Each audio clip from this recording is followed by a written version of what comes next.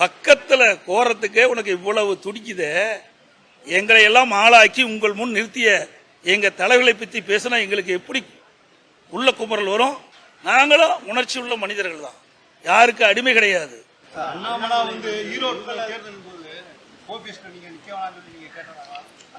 அவர் என்ன வேணாலும் பேசுவார், சந்தர்ப்ப சூழ்நிலை பச்சோந்தி மாதிரி அப்பப்போ கலர் மாறுவார். இன்னொன்னு சொல்றேன், ஒரு பத்திரிகையில் பார்த்துருப்பேன், நேற்று தினமே என் சகோதரர் உதயகுமார் பேட்டி கொடுத்துட்டாரு. இருந்தாலும் ஒரு வார்த்தை துரோகின்னு சொல்லியிருக்கிறார். நல்லா சிந்திச்சு பாருங்க. நான் துரோகி இல்லை, துரோகியினுடைய மொத்த உருவமே திரு அண்ணாமலை தான். ஏன்னா அவர் நான் பிரைம் மினிஸ்டர் பக்கத்தில் வந்து துரோகம் அழைச்சிட்டு சொன்னார்.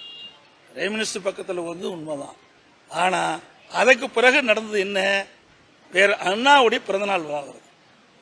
எங்களுடைய கட்சியுடைய பேரு அனைத்து இந்திய அண்ணா திராவிட முன்னேற்ற கழகம்.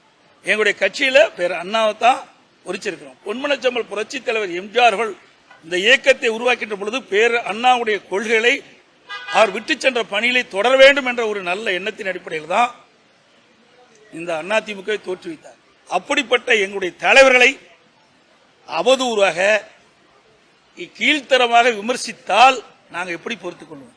பக்கத்துல கோரத்துக்கே உனக்கு இவ்வளவு துடிக்குதே, எங்களை எல்லாம் ஆளாக்கி உங்கள் முன் நிறுத்திய எங்க தலைவர்களை பற்றி பேசினா எங்களுக்கு எப்படி உள்ள குமரல் வரும்?